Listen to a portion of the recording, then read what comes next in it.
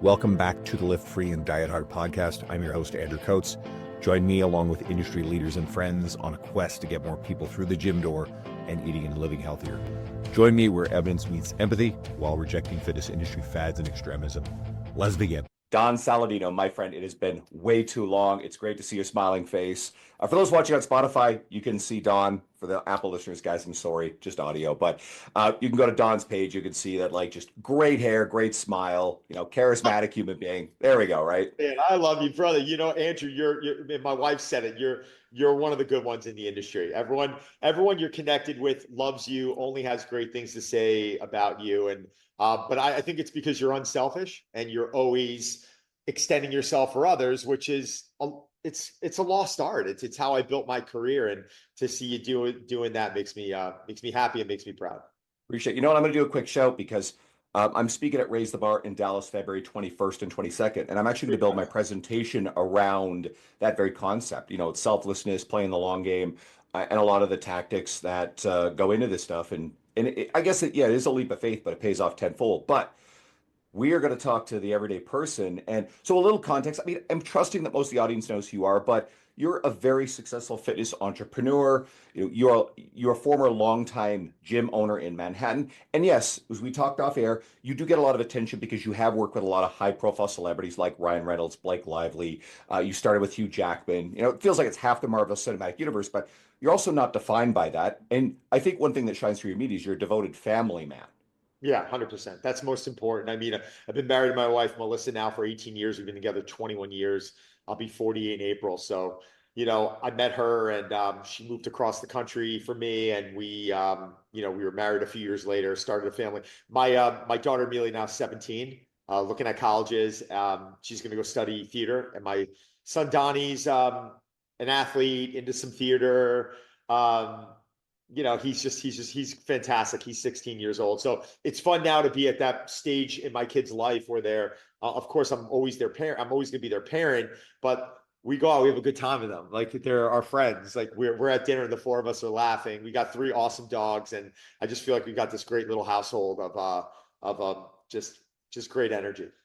And that shines through on your media. So, I mean, I actually hope everybody kind of plugs into it. So I want to bridge the world. So I'm going to lead with something about the celebrity clients because that gets attention, right? We see you talking about, there's a great quote here from Sebastian Stan that you posted recently. My number one goal, this is you about Sebastian. My number one goal for you is to has always been functionality and energy. And then there's a quote from David Harbour when he was preparing for Hellboy. He said, I did want to develop mainly power and strength. Now, we tend to think of, I think people get this idea of the shirtless selfie, and then, that's what these celebrities look like all the time. And then you get, all right, like celebrities, they have like more time, maybe more resources in theory to get in shape. But the reality is, like, you've got your celebrity, clients talking about things that we would train our everyday people. So is training those type of clients any different than how you would train everybody else? What really matters?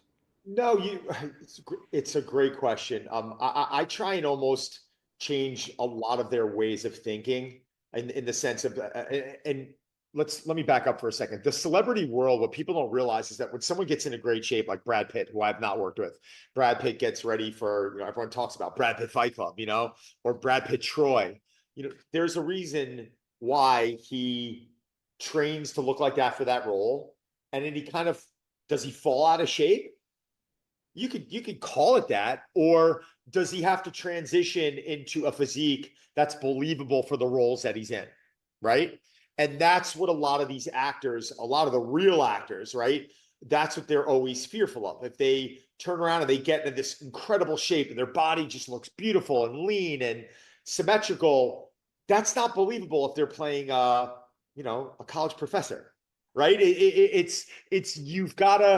They've got to be able to adapt, and they've got to be able to acclimate. So I always had this line that I would say is, I want you 2 weeks out, 2 to 3 weeks out, 365 days a year. And what does that mean? When you say like you're 4 weeks out, you're 3 weeks out, you're 2 weeks out, that was like a bodybuilding term for being ready for the stage. And it was just a cute way that I would put it with them, where if they had to be on the cover of Muscle and Fitness or Men's Health, I want you 2 to 3 weeks out of us being able to make adjustments where you can slide into that cover and look like a very in shape person. And the reason why I would put it that way is that I wanted them to stay healthy. Now, we all know that, you and I know that just because someone looks aesthetically pleasing doesn't mean they're healthy. I start internally. I want to make sure that their blood work is good. I want to make sure that things are firing the way they need to be firing hormonally. I am not a doctor, but I work with people like Dr. Gabrielle Line, Dr. Dwayne Jackson, who I value their opinion deeply. Gabrielle Line's probably one of my best friends. Um, so to see the value that she brings to the equation is incredible. Now, I believe that if we're training and we're moving properly and we're eating a balanced diet, and guess what?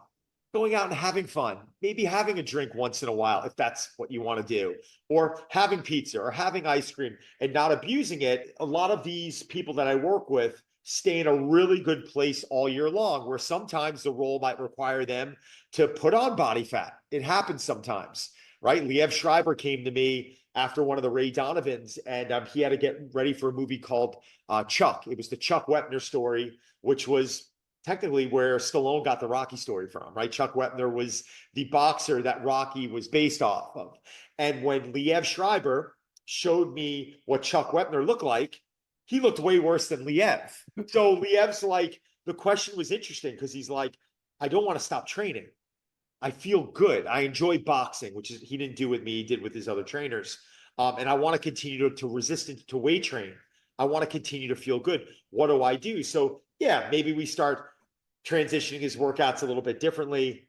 Maybe we're, I'm not barking at him about, going out every night and having a hamburger, or, having a little dessert if that's what he wants to do, of course, and then we see what starts happening. Does he start retaining a little bit more water? How do we transition him into that role where when he takes his shirt off, he's believable? Because if he went from the role of Ray Donovan into the Chuck story and took his shirt off, people are going to be like, that's not what a boxer looked like that year. Like, no way. Like, then no boxer looked like that year. So it's interesting when preparing these people for these roles, because the one thing that's never going to change is energy and functionality. I never want like, oh, you know what? Like you got to put on body fat. You got to look worse for this role. So I want you feeling like shit, and I want you moving like shit. Like that's not like I want to be able to maintain these qualities while we're continuing to do the things we need to do to make them believable for their role. So I'm hearing that when someone hears about training superheroes and celebrities, this stuff really, at its bottom line, isn't any different than what the everyday person needs in their training. It's you know what? I actually think training, I got asked this question years ago, is training an athlete or an actor, who's more difficult? And most people would think it was the athlete. And I actually went now I've worked with both, so I have no reason to say one over the other. I'm not biased to one over the other. I said the actor, and they were like, what are you like? People got offended by it. They were like, what are you talking about? The athlete, like people are trying to take off Tom Brady's head. I'm like, let me explain something to you. I'm like, an actor, this is not what they do for a living. Tom and these other professional athletes, they have trained for their craft. They're doing one specific thing. But when you're turning to Sebastian Stan and he has to suddenly get ready for a movie where he has to be able to work samurai swords. Sorry, Seb didn't grow up doing it.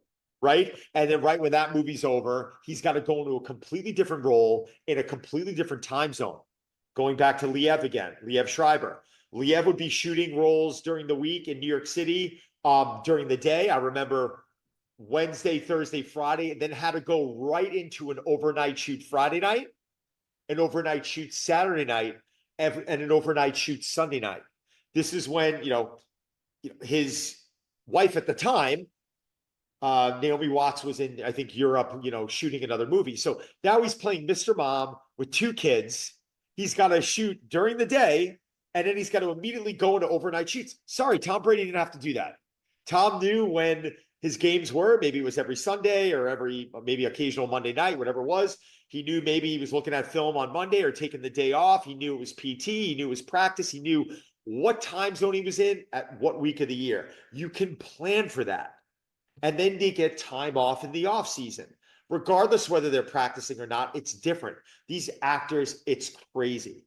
They don't take time off. Some of them say that they want to, and then out of nowhere, they get a phone call that some, world-renowned producer, writer, has this idea and they have to take advantage of it. And the next thing you know, they're moving their family to Australia, in June, July, and they're spending the next 4 or 5 months out there. It's incredible. They don't all have trainers. One of the most successful person in Hollywood. I rarely travel with him. So it's not like they're traveling with their trainers. They've got to become self-sufficient. They've got to get to the point because you know what? Deadpool, some mornings they're on set at 7 a.m., 5 a.m., 9 a.m. Who knows? And to get even some type of consistent pattern going with someone is very difficult. So, to make the average Joe out there feel good about themselves, these people are constantly having curveballs thrown at them.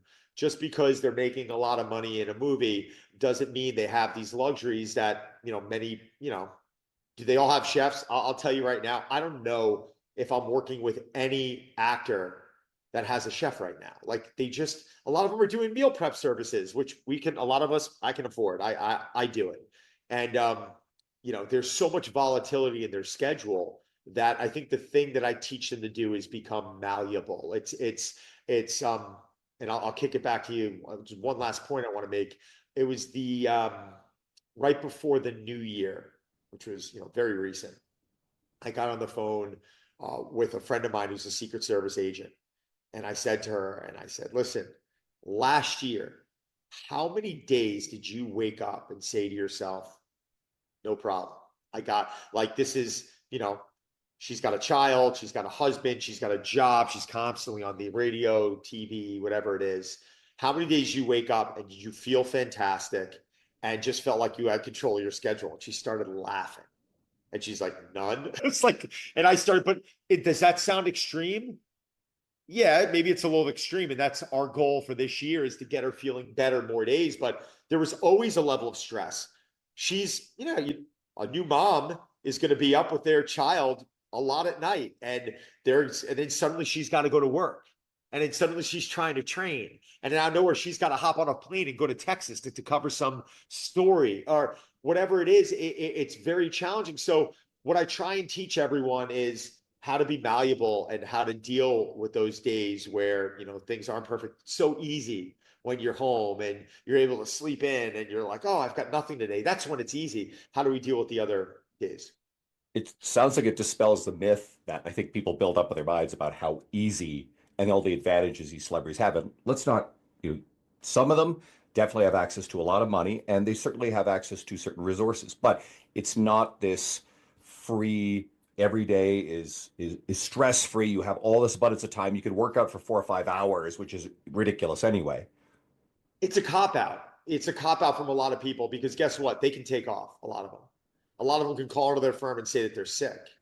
I was with Ryan last year um, in London, and the week I got out there, he had walking pneumonia. He had walking pneumonia. Like he's not going to be able to take off. Like, what do you think? He's going on Deadpool set saying, "Guys, I'm sick. Like, I got to stay in bed." Like, what are you out of your mind? Do you know the amount of money that production company is going to lose, that Marvel's going to lose if they have to take off 3, 4, 5, 6 days? Like, what are people talking about? No one's thinking. Like, they're all making assumptions based off of the fact that they're in the limelight. When these actors get sick, they're not taking off. Maybe COVID and certain things that, yes, they have to. But if someone wakes up and they're exhausted and they got pus coming out of their nose and their throat sore, you think they're turning around and they feel like complete crap? You think they're turning around saying, "Let me call in sick"? Like, what are you serious? Like, no, that's not what happens. So I think over the last, I've been coaching now for 26 years. I took my first celebrity on 18 years ago. There's not too many besides Gunnar Peterson. I can't name anyone who's worked with more. And I can tell you that I developed a respect for them years ago because I had to see how grueling these schedules were. And don't even get me into theater when they're on Broadway. That to me is one of the most grueling. I mean, one of the most grueling things I've seen. Theater is just it's insane. So no, I think there's a big misconception out there with I think how a lot of these people live their day to day. We'll see if I can ask Mark Fisher about it. I had dinner with him at actually it was me and Mark were speaking at Luca Hosevar's Vigor Okay. Summit, and so I hadn't seen Mark in a few years, and he's a great friend. So we sat down and had dinner. So he'll be on this podcast in February, and he's got a history in that world. So who knows? We'll see if that comes up. Okay, little pivot. I stand by the statement. I think you're the grittiest person I know. I think you Thank just like you embody grit. So you. people will see, hey, celebrity trainer, Hugh Jackman, starting with Hugh Jackman, Ryan Reynolds, Blake, all the other names you said. And then, they probably have seen on your media the barn. You have this beautiful two-story gym that you've made. You have this beautiful life, right? But they may have missed the stories about early mornings on the subway for all these years. And you've told the story about the economic downturn, 2008, 2009, how in order to never not lay off a single person, you personally guaranteed $1 million of personal training. I mean, there's grit and determination. So people don't see this. Where does this come from? Like, is this something that, family culture value? Is this something that you just like developed Yeah, along the way? I think it was I think it was two things that happened. I come from a catering background. My grandfather, owned a catering hall. He ended up he started as an opera singer. My grandma was a concert pianist, very musical family in that sense. And he ended up opening a nightclub with his brothers back in, like, I think it was called the JCJ Corporation back in the 50s. That's how long ago it was. He then lost his son in 1973 to myoblastic lymphoma. He was 16 years old. This was my mom's younger brother, who I was named after, Don. And I think he went into a little bit of a tailspin naturally. You lose your oldest son, and that's, God, it's a nightmare for anyone. But I think 2 or 3 years later, they ended up opening a catering hall in Long Island, where my grandfather, as an Italian, you know, opera singer, became the first kosher and non-kosher caterer on Long Island. Right? It was kind of genius, right? It really was. So, they owned this catering hall since the early 70s, but very blue collar mentality. My grandfather would go work at a fruit stand when he was working in elementary school. When he was in elementary school, he'd have to meet his father in a fruit stand, go to school all day, would pass out in school. The teachers would let him sleep because they knew he was working. And then after school, no sports, back to the fruit stand. So it was this very aggressive work mentality. Even when you sit with my grandfather and watch him eat a meal, to the day he died, he was eating, I had dinner with him a week before he passed, and he was like shoveling food in. And I remember early on asking him, Grandpa, slow down, chew your food. And he stopped. He looked at me, he goes, you know what the problem is? He goes, I've had this my whole life. He goes, my family was so poor growing up. I had two brothers, and the only ones that would get seconds who would finish their food first. So there wasn't enough seconds to go around. So it'd be a race to eat, and then whoever got second, first come, first serve. So my grandfather lived to be in his mid 80s.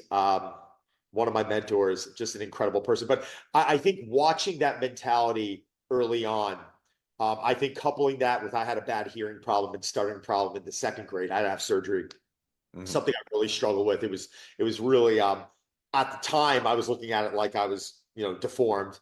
Now I look at it as it was the biggest blessing in my life. If you wanted to go back to the future type of thing and you wanted to, fix it, I'd be like, no, no, no, no, don't touch that. I think that those moments were exactly what defined me today. And I think that's what gave me that work ethic. So I think, yeah, I was 12 years old working in a catering hall in a tuxedo, 12. And I remember trying to prove to my grandfather and uncle and my dad that I was the fastest sweeper. Like I wanted to, or that I could carry the stuff the older guys were able to carry. And that I was accepted, and I was doing the crazy jobs. Like they put me up on a ladder 20 feet off the ground, and I was so small, they would tie napkins around my elbows and my knees, and I'd be in this crawl space crawling. There was so much dust up there, and I'd have to take the lights and shine them on the tables, because the tables at every party would be repositioned. Could have fallen off and killed myself. No one looked at it back then. They were like, put little Don up there. He can do it, right? Everyone else is too big. So I was 13, 14, 15 years old, working in a catering hall, going in with my dad on weekends, unless I had a game, and working till from 10 a.m. to 3 in the morning. I'd go from 10 a.m. to 3 in the morning. I'd be working kosher parties, on a Friday or Saturday morning, 2, 3 in the morning, as a 14, 15-year-old, witnessing this stuff. And I think at an early age, I really understood work and diffusing situations. When you're in a catering hall watching 2,500 people in one night, you know, the stuff that we saw was, excuse my language, completely fucked up. I mean, I saw a gun pulled on my father. I remember walking into a banquet staff room. There was an orgy going on. This is crazy. No, no, no, crazy stuff. I mean, think about as a young kid watching this, fights breaking out, different parties, crazy stuff could go on and on. People would just be sitting there with their jaw to their floor. And I would always watch my father be able to diffuse these situations. He was a master at it. But this is again coming back to this whole work ethic. I'm working maintenance one year, and my grandfather calls me in the bathroom, and he's like, the toilet's clogged. I'm like, yeah, Grandpa, I've been trying to plunge it. It won't. I think we have to call someone. He rolls up his sleeve, takes his bare hands, shoves it in the toilet, and he pulls out a bloody tampon, and he's holding it in his hand. And I looked at him. I think I might have been 13, 14 years old, and I was like, oh. And he's like, bullshit, bullshit, and he's squeezing it. He's like, don't ever let me hear you fucking say that again. Do you understand? You are here to work. You're here to get your hands dirty and get it done. And I don't want you to flinch ever again. Do you understand? And I said, Grandpa, I understand. And then he would test me. The group would be in the sewer trying to unclog it, snaking it. He'd be like, get in. Fuck. Right? Don, the asphalt was just laid in the parking lot. We're gonna save money on the sealant. Run to Velvet Top, pick up all the sealant, and you and Izzy are gonna lay it all down. I'm like, Grandpa, that's the size of like 2 football fields. He's like, I don't give a shit. Go do it. Don, go to my house, empty my pool. I'm like, what? He's like, he would throw stuff at me and he'd be like, go get it done. So you know what? I think business for me, it was like always in this. It was always in my mind. It was always in my background. When I was in college, I was obsessed with training. I was playing Division I college baseball. I was a dog. Work, work, work, work. I was a 2-year captain. But in the back of my head, I want to play pro baseball. But I was thinking more about fitness, but didn't know about trainers, and never really thought about, well, is there money in this? My future, my family. I just wanted to go chase after something that I loved, and I wanted to open gyms. And that's where I ended up taking that work ethic. And then when I put it into my own environment at that point, I think it was just, I opened my first gym. I raised $5 million back when I was about 26, 27. I went in, I opened a gym and didn't know what the fuck I was doing, and had to figure it out. And literally everything from Con Ed shutting my power down to American Express closing my credit cards for probably close to 3 years. I always had to put a game face on and go onto the floor. And the members would be like, where's the power? I'd be like, fucking Verizon just blew the line. And my brother's on the phone with, I'm like, listen, can you give us an extension? We've got payments coming in. We'll pay you in the next 2 days. Like these were the conversations we're having. So it became almost difficult for me as time went on to listen to a lot of these people complain about like bullshit, right? Like, oh, my Instagram's not growing. I'm like, dude, really? Like, you want to have a conversation with me about this? I lit on fire $100,000 a month for a year. Like I literally, and I couldn't get out of my lease because I went PG, bad mistake. PG stands for personal guarantee. So if they were gonna, if I was closing down, and the landlord in our lease could have come out after my brother's home and my home, and we had no choice. So what I did was, in the story you were talking about, I went to 20 members and I raised $1 million, and I burned it down in about 18 months, and that was probably some of the best moments of my life in the sense when it came to putting my chin to the grindstone. That was just pure manual labor. That was just pure work. I'd have a big hedge fund guy from Lehman walk in, Lehman Brothers. Well, you guys don't open at this time. What are you talking about? I open whenever we want. What time? I got to be here at 3:45. No problem, dude. I live right down the street. See you at 3:45. Did that for 6 years. Had another client up in Rye. You know what? Would need you up here at 6 a.m. Well, I can't drive. Well, I'll send you a car. No problem. 6 a.m., 3 mornings a week, for, have a car service, pick me up, drive me to Rye, train, come back. So I just don't like, when it comes down to working hard, I don't mean to say, I hope this doesn't come down off conceited or egotistical, but when you go through what I went through, it's difficult sometimes for me to hear people be like, this is hard. Like, yeah, it's hard. Life's hard. And work is challenging. And if sometimes curveballs get thrown at you, you have to, and you have no choice but to make it happen. You got to do what you have to do for your family. So that's really that gets me through the first half of my career. But yeah, I think I really attribute everything to that hearing and stuttering issue I had, and my grandfather and my father. You hear someone say it must be nice. You don't suffer that at all, do you? Oh, fuck you. You know what? Like, I've had some people come on and be like, "Oh, how did he do that so young? Family money?" Like, fuck you, dude. Like, do not like. And you know what? It doesn't even bother me anymore because it's such a joke, and everyone knows, Mm. how extreme I am and how hardcore I am at this stuff. Like, you're not like. Sorry, like you're not gonna come do it in New York City, and I didn't do it for a year, do it for 15 years. That's why I have so much respect for Kenny Santucci. Love our I, boy Kenny I Santucci. really do. I have Kenny's like one of the only guys in the business right now that I'm looking at going, yeah, this guy's like he's in it up to here. Like Kenny, Kenny almost reminds me a little bit of myself, where like Kenny's a great front person, keeps taking risk and keeps doubling down and doubling down and doubling down. And Kenny Santucci is, and I hope he hears this. He's one of the people that I have the most respect for in the industry. What he's doing with his Strength Club NYC, what he's done with his Strong New York conference. What a good person he is, right? It's. I'm a relationship person, Kenny. I told Kenny, I said, Kenny, I will never take a cent from you. Anytime you need me to talk anywhere, count me in. Anytime you need to leverage my contacts, count me in. He's earned it. He deserves it. And he's the one I'm really trying to refer a lot of my people from New York City to. So again, like he went in there with the right mindset and the right work ethic, and you can't help but respect him. Yeah, you, me, our friend Luca Hocevar, who was just on the podcast, Gabrielle Luka, by Wine. the way, let me Oh, jump into Luca. Luca's yeah. fantastic. Luca is someone on the West Coast that I think Luke is very gritty, and I think Mm.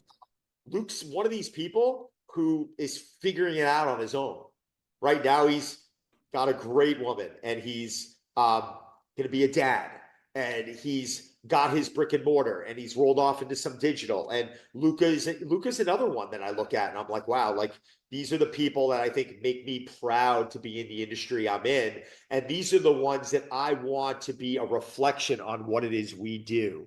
Right? You, perfect example. These are people that we're all business people, we're all hard workers, and we're all great at our craft. And we're all good people, which is most important. So yeah, to me, that's most important.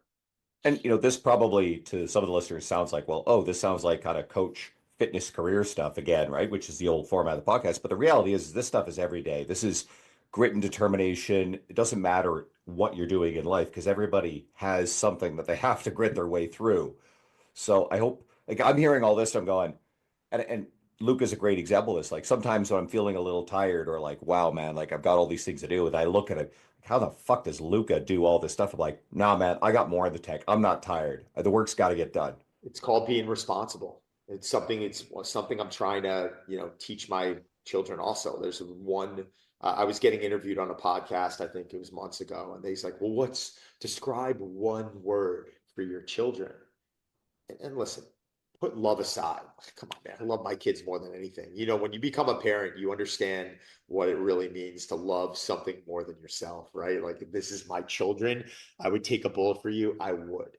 Um, but the word was accountability. And when I said that, the person kind of like looked at me like, you mean not love? I'm like, save that shit. We all know love's in there. We know, but like my love will always be there. But me holding my children accountable, that's love. That's showing them love.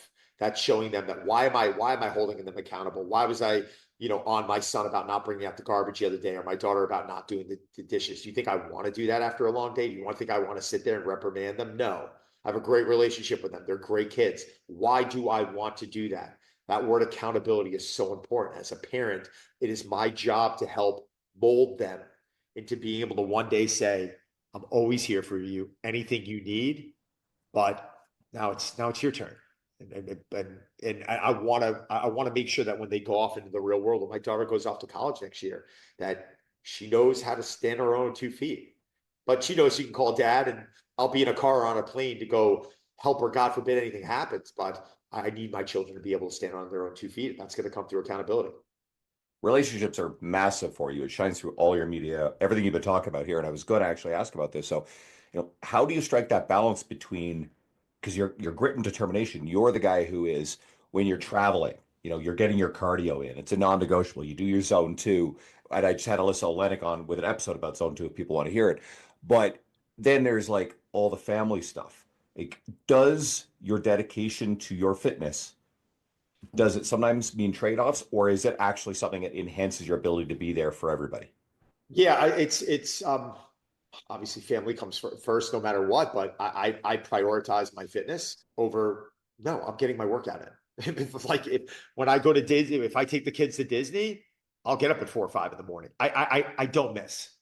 I said this on another podcast recently. I don't think I've, when I say taking a day off, I don't mean like if I'm in the hospital or if I'm like deathly sick. I have not woken up one day and said, I am not going to do this since 1996. I remember the day. 1996 was the last time I was supposed to go to the gym. I walked in and then I walked out because I was so exhausted because I was up all night.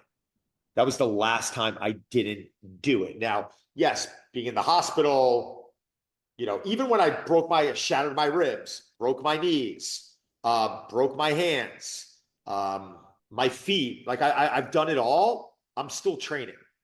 I'm still training. Like when I shattered my ribs, I shattered everything through here. And the next thing you know, I'm literally on the step mill with my hand in my pocket, like walking like this on the step mill. Like there's got to be some movement. And some people would think that's extreme and that's ridiculous. Like, no, that's part of this. Like, I'm not like, training from this is fine. Like, I love the covers. I love being lean. I love being strong. I love that stuff. But training for me, my priority is this. That's why I never understood that when people would like, great coaches like Dan John would say, keep the goal. Make sure the goal's the goal. Like, know your goal. What's your goal? I don't have one. Well, that's wrong. You should have a goal. What if my goal every day was to go into my session, approach my program, obviously setting maybe short-term goals of like performing this program, powerlifting program, bodybuilding program, kettlebell program. And my goal is to leave there feeling like I've optimized every rep of every set. That is my goal. That is my goal. Because if I do that, then I leave here with a feeling. I go and I eat the way that I want to eat. I'm sorry, eat the way I need to eat, which is the way I want to eat. I feel better from that. And getting good sleep. And then I rinse and repeat, rinse and repeat, rinse and repeat. And it sounds robotic. It's very boring. That's the hard stuff, though, for most people. The hard stuff is not jumping in my cold plunge right now or jumping in the sauna. Do something that's hard. Challenge yourself. That's not hard. That's easy. Anyone can force themselves to go in that. Doing the hard stuff is like waking up when you're a little tired and saying to yourself, I could sleep. My body would be better off. But mentally, for me to go and do this right now, I have to do this. I have a 10-hour golf channel shoot today, and I'm still going to get up at 4 in the morning, and I'm still going to get my own workout in, even though I'm going to be working out all day. It's not the same. It's not the same. I'm working out on camera and working out for myself are two different things. Even a lot of people say, well, I'm going to be working out on camera all day. No, I'm not. I'm going to be performing exercises. I'm not going to be challenging myself the way that I need to challenge myself to stimulate myself mentally. I'm not expecting everyone to be like that. This is the way that I want to live. This is what makes me happy. That type of discipline is something I've developed. Do you know this guy, Brian Johnson, the guy who's trying to live forever? I'm familiar with him. Yeah. Yeah. I just watched his podcast. My son wanted to watch his podcast. Sorry. I just watched his documentary. And I was like, you know what? This guy's a clown. This is ridiculous. Blah, blah, blah, blah. My son and I literally were like laying on my bed and we were kind of watching it together. I found him actually fascinating. I found him fascinating because he makes a little bit of a joke of his lifestyle. I was blown away about how many people were bashing him. The women of The View were hopping on saying, get a life, live a little bit. This guy's living the way he wants to live. How can anyone turn to him and say, live a little bit? This guy's trying to push the envelope. He's trying to challenge himself to see what can be done with the human, with the human body, call it what you want, with longevity. He's trying to push that envelope. Now, doctors were coming on and they were saying, well, it's not science and it's not backed. I don't know. Like, does the guy get hit by a car in 10 years? Does the guy end up living to be 150? But he's living. These are the things that makes him happy. These are the things that he wants to do. He's interested. He's passionate about this. And for me, that's what I respected. And he turned around and I was laughing because he was talking about, he was going on a dating app and he was talking about, he normally, anytime he'd go date a woman, he'd send a list of 10 things on why they should not date him. And I was laughing. No, seriously, because he's like, listen, I am very, very like obsessive compulsive. I'm living this lifestyle, everything. It's like Groundhog Day. Wakes up, tests his temperature with his ears, stands in front of a specific light, goes through his morning routine, goes downstairs, eats breakfast, trains, blue light. He spends 4 hours every morning going through this routine, blood work, treatments, on and on and on. Not the way most people want to live, but that's the way that he wants to live. So for me, it's like to each his own, right? And so I actually left that experience of watching him with a different respect for him than maybe in the beginning I was going, oh, this is this guy seems a little strange, a little odd, but I can relate because I do things that are strange and odd. And then when I saw him kind of go through these processes, I said to myself, he's living the way that he wants to live, and that I think is something that's very important. Well, you pulled the principles out of it, not necessarily doing what he's literally doing. So let's now relate this, because there's probably going to be some people listening to this who are hearing you and going, wow, like you and what you do isn't relatable. And we obviously don't want to say that person, no, you're wrong. You have to do it Don's way. Never do it. How, no. So let's bridge this with some empathy and go, how can you get someone who is nowhere near where you are because they didn't grow up with the same set of like environment, mentor figures as your grandfather, etc., and through no fault of how they grew up, and they've inherited the belief systems they have, and they're struggling right now. How do you get that person to make major steps? I don't think I've ever worked with anyone who's going to come into it with the approach that I'm coming into. And I think that's why I'm very good at what I do, is because I'm able to assess each individual and I'm able to basically determine through conversation, through a screening, where do we start this person? And I think, stealing Mike Boyle's line, taking a minimalistic approach with most people, I think is incredibly important. Small wins, allowing them to, build some confidence and consistency in something they may not have been good at. Right. I mean, this is the time of year where we see it, right? People are coming back and they're like, oh, I want to fix this. I want to do this. And I want to start exercising every day. And, I want to do it. I want to do it. And they've struggled with these sort of things. Why? And I think a lot of it's because they may have taken the wrong approach. Maybe they're just jumping into it too much. And, if I'm working with somebody who struggled with consistency, I might turn to them and, if there's things I'm trying to change in their life, right? Let's basic ones. Hydration, want you to drink more water. You're not drinking enough water. Steps, basic stuff. You're not walking enough. You're sitting, you're walking 2,000 steps a day and you're sitting in a chair all day. So we want to work on steps. You're not getting enough protein. That's 3. You're not getting any veggies. That's 4. You're getting 3 hours of sleep a night. That's 5. Like I just named 5 things. I won't even go into the 6. You guys get the point. There's 5 things right that we want to start working on. I might turn around and rather than throwing all 5 at someone on day 1 and being like, listen, these are the 5 things I want you to work on. If they struggle, I might say, listen, all right, for the next 4 weeks, we're going to get really good at water. We're going to get really good at hydration. Let's just focus on that. Well, what about everything else? Just to be fair, start here. Well, what about walking? Should I be walking more? Great, try and walk more, but I'm not gonna gauge anything right now. And if you want to do those other things, fine. But all I'm looking at right now is this. And if they can do other things, great. And if they can only focus on water, we'll take the next 3-4 weeks to build up that hydration. And when they get that done, I'm like, how you doing? I'm like, this is easy now. This is hard the first day or the first week. And this is easy now. I'm like, great. Like, let's start working on those steps. Well, you want me at 10,000? Well, 10,000 is tough. You're only been at 2,000. Why don't we try 3,000 this week? Right? Why don't we try 4,000 next week? A little trick. Why don't we walk 10 minutes after each meal? And then out of nowhere, they're coming to me going, wow, I've got like 6,000 a day. This isn't that hard. Great. Let's keep working on it. Then it's protein. You know what I'm saying? So rather than throwing everything or throwing the kitchen sink at someone or me, which would be the biggest mistake, saying, hey guys, this is how I live. Follow this. How many people are going to be able to do that? Not many, right? This is something that I practiced and worked at my whole life. This is something I love to do. This is something, I'm sorry to tell people, this is not difficult for me. It's not difficult for me to push myself and to get it done. I always get it done. So, but again, there's other things in my life that are difficult for me, right? Like I'll start reading things and my mind will go off. Oops, got to come back. Like there's things I feel like I'm a mental midget on. So yeah, I think taking that minimalistic approach is incredibly important. Do you think that a lot of people are trapped in self-defeating belief systems? They have narratives that keep them stuck where they are. I talk about this in a future episode, actually, depending on the order we air these. I think you'll get Jonathan Goodman's first. but there's a lot of stuff in there about post-rationalization and narratives. And I believe this is fundamental to everything we're dealing with. If you have something that you haven't even figured out is keeping you where you are because that's protecting your ego or your identity. I think it's all rooted in identity. So take that and run with it. What do you think? Well, I think your question was about more self, what did you say? Self-defeat?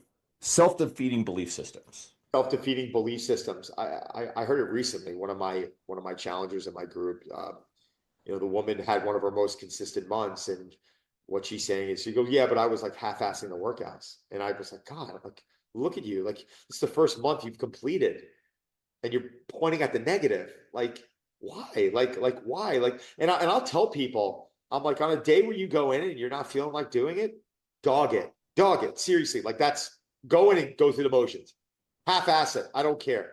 Just go do it because in time, this is going to become habit. And in time, this is going to be something that's as routine as brushing your teeth, drinking water, and eating a meal. We need these things, right? These are things that we have to do. And that's been my goal with exercise. I don't care if you're in the barn. I don't care if you're at Equinox. I don't care if you're doing Pilates, yoga. I don't. It's like move, get outside, laugh, love, do all these things. But, show this level of consistency and make sure that you understand that you need this. As much mentally as you do physically. Little story here, and I've got a client, and if she's listening to this, she'll appreciate this because she's dynamite. She's trying really hard, but I know there are also some beliefs in there that are keeping her stuck. And we've worked through this stuff. So we'd have gym workouts planned, and she's struggling to go in and get them, right? And so then we work out, okay, well, if you can't make it to the gyms, she'd fucking show up this goddamn gym in the small town, and then the power is out. It's not even open half the time, which is ridiculous, right? Totally beyond her control. So we need something that she will do if the gym either like work runs late, she can't get there, etc. So she'd say, okay, well, we'll go for a walk, right? And so for a while, what was happening is she's missing all of her workouts, but she's going for walks, but she's walking the dog. And what I realized was, and she also struggles with doing things for herself, feeling like she's worth doing good things for herself. So one day, and we've got a good relationship, so I could call her on her shit sometimes. And I said to her, you know, she's feeling good about the fact she's going for these walks, and it's not to defeat the feeling good. Don't take this wrong way, anybody. But I point out to her, it's like, are you doing that for you, or are you doing that because you're doing it for the dog? And I said, you're not doing this for you. You're doing it because you're showing up for the dog. And she's like, wow, you're right. But this big realization was she wasn't willing to go and do these things for herself, but because she had this commitment to another living thing that she cared about. And so this kind of goes into how many people out there are unable and quite frankly unwilling due to narrative to go and do the physical active thing, something for yourself. But guess what? You will show up every time. You'll get up early, you'll short sleep to show up for your kids, get your kids ready to go to school, whatever they need, drive around and stuff. But you cannot summon the will to do that thing for you. And I want just to get people to start thinking about that, going, okay, is that a narrative you have? Are you worth if you don't believe you're worth doing it, well, I don't have a quick answer here, but like you got to change that. Right? Everybody's worth doing it for yourself. You know what? Dog it. That's why I say dog it. Like I think it really. I think the first thing is just showing up. Like I'm not interested in optimization for most people, right? Even though I am for myself. Like very few people are Yeah. coming. They're like, I want to be optimal. Like when someone says that, I'm like, well, understand what you're saying here. Like saying optimal means like that's something I've been chasing and I'm not optimal, right? It's looking for optimization means you're going to live a specific lifestyle. Like, is that what you want, or do you just want to? Do you want to feel better, look better naked, move better, sleep better? Just be happier. I think these are all things that most people do want. So, but I think in achieving that, these things need to be practiced, right? Like, you want to get better at the pull up, better start doing pull-ups. It's like, and is once a week enough? No. You want to work on a foreign language? You want to get good at a foreign language? You better start doing that every day. You want to start getting good at the guitar? You better start practicing it every day. It's no different with this stuff. It's you want to start developing discipline. It needs to be practiced because motivation is not always going to be there. Like, am I always motivated? Am I waking up like, yes, I can't wait? No, but my discipline, phenomenal, right? Motivation, like anyone else, it's going to be up and down. But the discipline is what needs to be practiced. On the times when I don't feel like doing cardio, I think of you. Don comes to mind. I see I love Don, it. like talking about on your media, going, "Hey, like I'm traveling. I mean, I'm flying around different, like, whether it's training clients or podcasts or whatever the business stuff you're doing. It's like getting my cardio in. It's like, and I remember that, and that becomes a sort of like mantra and avatar for me to go. I've got another gear I can tap into Right. because people around me are proof of it. So anybody listening to this, I bet you there are people who probably heard like, okay, well, I can't relate to Don because Don's functioning at this level. I think there will be people who can. But here's the point. Don't necessarily worry about trying to be Don on every explicit level, but Totally. can you find a new gear and go, wait a minute, this guy was capable of all this stuff. I've at least got some more for now. Dog it Guys, for a little it's while. the irony of it. Like I live a certain way and I've attracted the people that I've attracted and I work with the people I work with because they see the way that I live. I never, with any of them, come in with what I do. Hmm. I don't. Why I'm great at what I do is I can look at each individual and say, this is what you need. This is what we have to do to prepare for this. And some are more extreme than others. So, I think, if anyone's going to look at this and think for a second that, wait, hold on a second. Got it. It's not on your headphone. It's not on your headphone. Sorry, just put that up. We're good. We're What a good. podcast. Start hearing your music. It's awesome. But if yeah, I've never taken that approach with anyone, and that's not I would be out of business. I would not have a community. Why I'm good at what I do is because every single person I've ever worked with, I explain it like this: uh, they're given a puzzle, and I just help them figure out the puzzle. And I'm very good at helping them figure out the puzzle. How much can someone attention span allow them to commit to this, right? It's someone calls me up and they're like, every time I hit 20 minutes on the workout, I want to leave. And I'm building them the best 18-minute workout, right? It's what, and that is good enough. And that is what health and wellness is to me. That's part of what, part of how we need to approach it. We don't need to approach it in this mindset of, well, do what I'm doing, which is what most influencers do. A coach is going to help you figure out that puzzle. So, and we talked about the celebrities early on, but they're a tiny fraction of what you do. You have massive communities of everyday people who are doing your Guys, programs, your yeah, challenges. anyone listening to me right, right, Yeah. right now? I like this week. I think I've had. Well, what are we on right now? It's Tuesday. Last week was a holiday week, but a typical week, maybe I do two sessions, Hmm. two two sessions. Like, what is that? Like Yeah. two 1 hour sessions, or maybe a couple of virtual calls. In person, maybe one. In person, every week I do one session. That's it. Hmm. One Yeah. in-person session.